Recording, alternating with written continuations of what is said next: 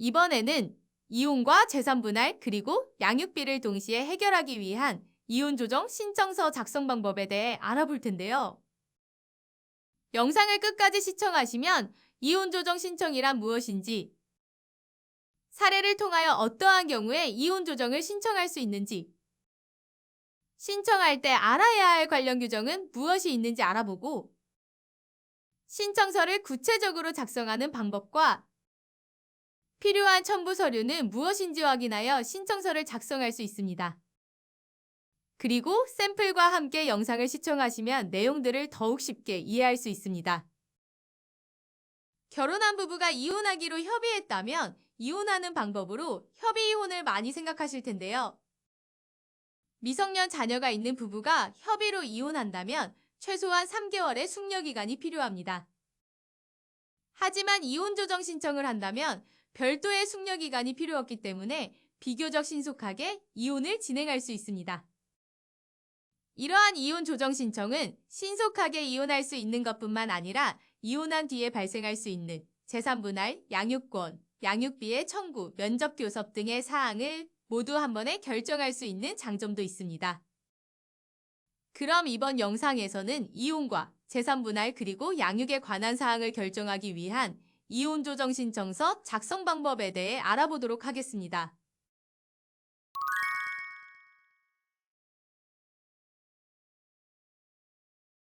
정모 씨는 박모 씨와 7년 전에 결혼하였고 2년 전에 자녀 박모양을 낳았습니다. 정모 씨 부부는 아이와 함께 영원히 행복할 줄만 알았지만 아이가 자라면서 서로 원하는 양육 방식이 맞지 않아 다투는 일이 잦아졌는데요. 정모 씨와 박모 씨는 감정의 골이 깊어져서 지금은 서로 대화조차 없는 사이로 변해버렸습니다. 정모 씨는 이러한 상황이 지속된다면 아이의 정서에 좋지 않을 것을 우려하여 고민 끝에 박모 씨와 이혼을 결심하고 정모 씨가 아이를 양육하기로 결정하였습니다. 하지만 정모 씨는 이혼한 뒤에 아이가 박모 씨와 만나기 위한 수단은 어떻게 정해야 하는지, 부부의 공동명의로 되어 있는 주택은 어떻게 분할해야 할지, 그 절차는 어떻게 되는지 도무지 알 수 없었습니다.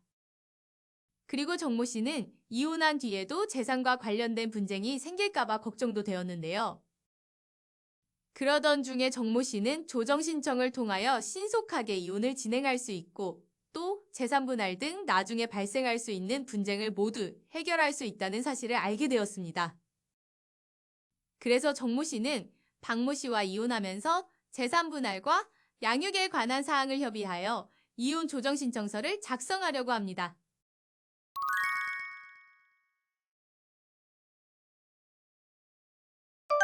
조정이란 당사자들의 분쟁에 대하여 해결할 의사를 법원에 제출하여 협의하는 것입니다. 이러한 조정은 협의된 내용을 조서로 남기고 조정조서는 재판상 화해와 동일한 효력이 있으므로 판결과 같은 효력이 있다고 생각하시면 됩니다. 그래서 이혼 조정이 성립되면 혼인이 해소되는 것은 물론이고 재산분할, 친권 및 양육자의 지정, 양육비 부담에 대한 사항도 판결과 동일한 효력을 갖게 됩니다. 그리고 당사자 간에 다소 협의되지 않은 사항이 있어도 법원의 조정위원 또는 조정장, 판사들의 도움을 받아 협의가 이루어질 수 있습니다.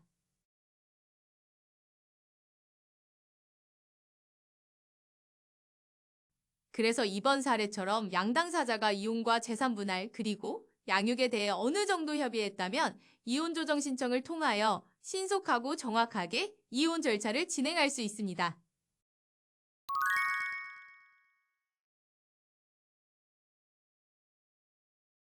이혼 조정 신청은 영상에 첨부된 신청서를 수정하여 법원에 직접 제출하거나 대법원 전자소송 홈페이지에서 회원가입 후 신청서를 작성하여 온라인으로 제출할 수 있습니다. 가장 먼저 이혼과 재산분할, 양육에 관한 조정 신청서를 작성하기 위해서 사건명을 이혼 및 재산분할, 양육자 지정 등이라고 기재합니다. 다음은 당사자들의 이름과 주민등록번호, 연락처와 주소, 그리고 송달받을 주소지와 주민등록등본상에 기재된 등록기준지를 기재합니다. 그리고 자녀의 인적사항은 사건 본인 항목에 기재합니다. 신청 취지는 당사자들이 서로 협의한 사항을 기재하는데요. 이번 사례는 이혼과 재산분할 그리고 자녀의 양육에 관하여 협의한 내용을 기재하였습니다. 그럼 이번 사례에 맞추어 기재한 신청 취지를 보면서 각 문구가 어떤 의미를 갖고 있는지 살펴보도록 하겠습니다. 신청 취지의 1항에는 혼인을 해소하기 위해 신청인과 피신청인은 이혼한다라고 기재합니다. 다음은 당사자가 재산분할에 대해 협의한 사항을 기재했는데요. 재산분할의 대상은 부동산이나 채권 등 여러 가지가 있지만 이번 사례는 신청인이 가지고 있는 부동산의 신청인 지분 소유권을 피신청인에게 이전하고 현금을 지급받기로 협의한 사례입니다. 그래서 신청인은 피신청인에게 신청인 지분의 소유권을 재산분할의 원인으로 이전하라고 기재했습니다.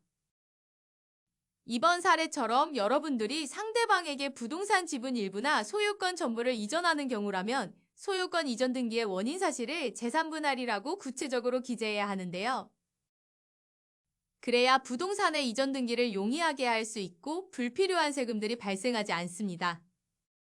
나항에서는 신청인의 부동산 지분을 피신청인에게 이전하고 재산분할을 원인으로 하여 금 5천만 원을 지급받기로 협의한 사항을 기재했습니다. 이렇게 가항과 나항을 통해 재산분할을 원인으로 하여 신청인 소유의 부동산을 피신청인에게 이전하고 피신청인에게 금원을 지급받기로 협의한 내용을 정리하였습니다. 다음은 부동산 소유권 이전 등기로 인해 발생되는 비용은 피신청인이 부담한다고 기재하고 부동산으로 인해 발생되는 모든 세금들은 부동산 소유자가 될 피신청인이 부담한다고 기재했는데요. 이혼 이후에 부동산 소유자가 될 피신청인이 소유권 이전 등기로 발생되는 비용과 부동산으로 인해 발생되는 세금을 부담한다고 협의하여 당사자 간의 다툼이 없도록 방지하였습니다.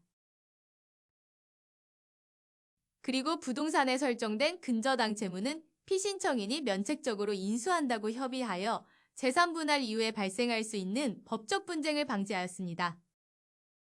다만 이혼 조정의 결정은 제3자에게 효력이 없으므로 연대보증이나 공동으로 대출받았다면 별도로 은행에서 대출자의 명의를 변경해야 합니다. 그리고 부동산을 제외하고 자신의 명의로 보유하고 있는 재산은 각 명의자에게 소유권을 귀속시키고 채무 역시 각 명의자가 변제하는 것으로 기재했습니다. 얼마 되지 않는 예금처럼 자잘한 재산은 분할하기 애매하고 과거에 각자의 명의로 가지고 있던 특유재산은 원칙적으로 재산분할 대상이 아니기 때문에 재산분할로 협의하지 않은 재산과 채무는 각자 명의자에게 귀속하기로 협의한 것입니다. 그리고 만일 이혼 이후에 세금 및 기타 공과가 발생한다면 사전에 협의한 세금 외에는 각 납세 의무자가 납세 책임을 진다라고 기재했습니다. 다음은 서로 상대방의 분할연금 청구권을 포기한다고 기재합니다. 부부가 서로 납부한 국민연금 등 기타 연금은 재산분할 대상이기 때문에 나중에 재산분할로 다시 분쟁이 발생할 수 있는데요. 그래서 사전에 서로의 연금에 대한 청구권을 포기하여 나중에 상대방이 분할연금에 대해 청구하는 것을 방지했습니다. 다음은 부재소 합의에 대해 기재했습니다. 부재소 합의란 조정한 내용에 대하여 향후소를 제기하지 않기로 합의한 것이므로 향후 이혼과 관련된 추가적인 청구나 법적 분쟁이 발생하지 않도록 방지하였습니다. 다음은 자녀의 친권자 및 양육자 지정에 대해 당사자들이 협의한 내용을 기재했습니다. 자녀의 친권자와 양육자의 지정은 한 명으로 지정하는 것이 양육에 적합합니다. 만약 공동으로 친권을 갖는다면 아이에 대한 모든 결정을 할 때마다 의견을 조율하는 과정에서 마찰이 발생할 수 있으므로 적합하지 않습니다. 그래서 자녀의 친권자 및 양육자는 당사자들의 사정에 따라서 샘플과 같이 사건 본인의 친권자 및 양육자를 누구로 지정할지 기재합니다. 그리고 비양육자인 피신청인도 자녀의 양육비를 부담해야 하기 때문에 신청인과 매월 100만 원을 양육비로 지급하기로 협의하였으므로 비양육자는 양육자에게 자녀가 성년이 되는 달까지 양육비 100만 원을 지급한다고 기재하였습니다. 다음은 비양육자인 피신청인과 자녀와의 면접교섭 일정과 인도 방법에 대해 기재했습니다. 면접교섭 횟수와 시간, 인도 방법은 최대한 구체적으로 정하여 기재해야 하며 면접교섭은 당사자들의 생활에 따라 달라질 수 있으므로 상호 일정을 조율할 수 있다는 항목을 기재하였습니다. 그리고 양육자인 신청인도 피신청인과 자녀와의 면접교섭이 원만하게 실시되도록 적극 협조한다고 기재하여 나중에 면접교섭이 불발되는 일이 없도록 방지하였습니다. 그 다음 이번 조정신청에서 논의하지 아니한 사항은 서로 청구를 포기하기로 협의하고 마지막으로는 조정신청으로 발생될 신청비용과 조정비용은 각자 부담한다라고 기재하여 신청 취지 작성을 마무리합니다. 다음 신청 원인은 당사자의 지위와 이 사건의 경위 그리고 결론으로 나누어 기재하였는데요. 당사자 간에 어느 정도 서로 협의한 조정신청의 이유는 크게 중요하지 않으므로 최대한 간략하게 기재하는 것이 좋습니다. 가장 먼저 당사자의 지위에서는 당사자들이 법률상 부부인 사실을 기재합니다. 그리고 이 사건의 경위에서는 어떠한 사유로 이혼 조정을 신청하였는지 기재합니다. 이번 사례에서는 신청인과 피신청인이 이혼하기로 합의하였지만 재산분할, 양육자 지정, 양육비 등과 같은 문제를 정확히 합의하고자 신청하게 된 경위를 설명하였습니다. 그래서 결론은 신청인과 피신청인이 더 이상 불화가 지속되지 않도록 조속히 이혼 조정 기일을 잡고 위 신청 취지와 같은 조정을 내려달라고 기재하였습니다. 첨부 서류는 신청인과 피신청인, 사건 본인의 기본증명서, 가족관계증명서, 주민등록초본을 첨부하고 신청인과 피신청인의 각 혼인관계증명서, 그리고 피신청인의 주민등록등본도 첨부합니다. 또한 이번 사례에서는 재산분할 대상인 부동산을 특정하기 위해 인터넷 등기소 홈페이지에서 발급받은 부동산 등기사항 전 부증명서를 첨부하였는데요. 이 외에도 재산분할 대상을 특정하기 위한 자료가 있다면 함께 첨부하여 줍니다. 다음 별지 목록에는 재산분할 대상이 되는 부동산의 소재지를 기재하였습니다. 부동산 등기사항 전부증명서의 표제부를 보고 기재하거나 인터넷 등기소 홈페이지에서 집행 등 전자소송용으로 발급받아 별지를 작성할 수 있습니다. 이렇게 모두 작성한 이혼조정 신청서는 피신청인의 주소지 관할 가정법원 또는 당사자들의 협의한 가정법원에 제출합니다. 만일 피신청인의 주소지 관할 가정법원에 제출한다면 대법원 전자소송 홈페이지에서 관할 법원을 확인할 수 있습니다. 신청서가 수리되면 가정법원에서는 조정기일을 지정하여 조정 절차를 진행합니다. 그리고 조정 절차에서 합의가 이루어지면 합의사항을 조정조서에 기재함으로써 조정이 성립되고 동시에 확정 판결과 동일한 효력을 가지게 됩니다. 이렇게 이혼 조정이 성립되었다면 신청인은 조정 성립일로부터 한 달 이내에 조정조서 등본과 확정증명원을 지참하여 신청인의 주소지 관할시구청에서 이혼 신고를 해야 합니다.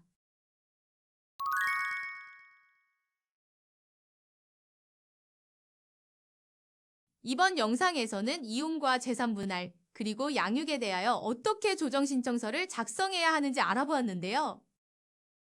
이해가 되셨나요?